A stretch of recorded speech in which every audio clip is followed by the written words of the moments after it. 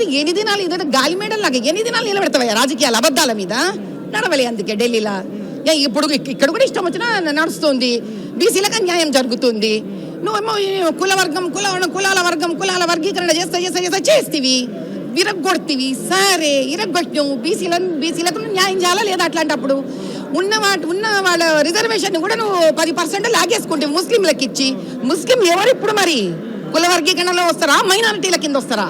మైనారిటీలు ఇస్తున్నావు వాళ్ళకి, ఈడ ఇస్తున్నావు అంటే ఏంటి? నీకు ముస్లింలు ఓట్లు ఉంటే సరిపోతుంది. అట్లా ముస్లింకి నువ్వు న్యాయం చేస్తావంటే ఏం చెయ్యవు. ఆ ముస్లింలకు కూడా న్యాయం చేయవు. ఎందుకంటే వాళ్ళకి ఏమో చేసిండు అంటారు. ప్రతిసారి వాళ్ళని కూడా పిచ్చోళ్ళని చేసి ఆటలు ఆడిస్తుంటారు.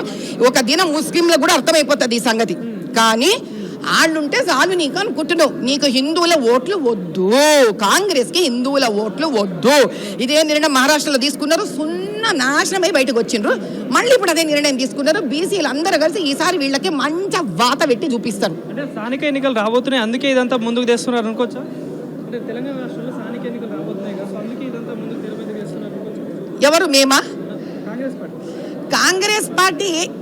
ఇప్పుడు నీకు అర్థం కాలే నాయన, నువ్వు ఎలక్షన్స్ ఉన్నా ఎలక్షన్స్ లేకపోయినా నీకు వాత పెడితే నీకు తగులుతుందా తగలదా?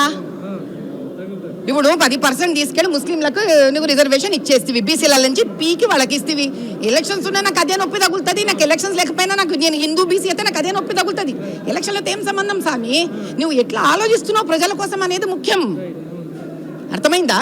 అంటే నీకు హిందూ బీసీ ప్రజలు నీకు వద్దు, మొహం మీద కొట్టి చెప్తున్నావు నువ్వు. ఇంతకన్నా మనమేం కాలే అంతే. సో ఢిల్లీ కోటలో కూడా గత 28 సంవత్సరాల తర్వాత బీజేపీ అధికారం రాకపోతుంది. సో అభివృద్ధి దిశలో మరి ఢిల్లీ ఈసారైనా ముందుకు వెళ్తుందా అంటే ఏం చెప్తారు? ఈసారైనా ముందు వెళ్తుంది.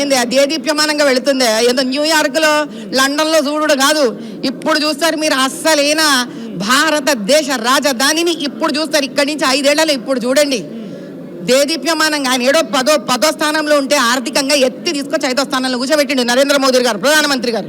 ఈ 5 ఏళ్లలో అసలు ఒక క్యాపిటల్ సిటీ, ఒక రాజధాని ఎట్లా ఉండాలి అనేది భారతదేశాన్ని చూపిస్తాడు. 140 కోట్ల జనాభా దేశమయ్యా ఇది. అంటే ఢిల్లీ ఫలితాలు తెలంగాణ రాష్ట్రంలో ప్రభావం ఉంటుంది అంటే రాబోయే ఎన్నికల్లో దీని ప్రభావం ఉంటుందా అంటే? ఖచ్చితంగా ఉంటుందయ్యా. ఎందుకంటే ఇది రాజకీయాలకు సంబంధించింది కాదు, ప్రజలలో వస్తున్న జాగ్రత్త ఇది.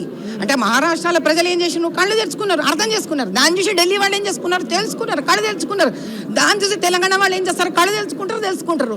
అందులో మన బడ్జెట్ కూడా మంచిగా అందరికీ ఒక రకంగా చాలా లాభమే. చదువుకునే పిల్లలకి, గ్రాడ్యుయేట్స్కి లాభమే, నీకు టీచర్ల కమ్యూనిటీకి లాభమే. ఆ 10% కూడా నీకు ఇన్కమ్ ట్యాక్స్ తగ్గిపోయా.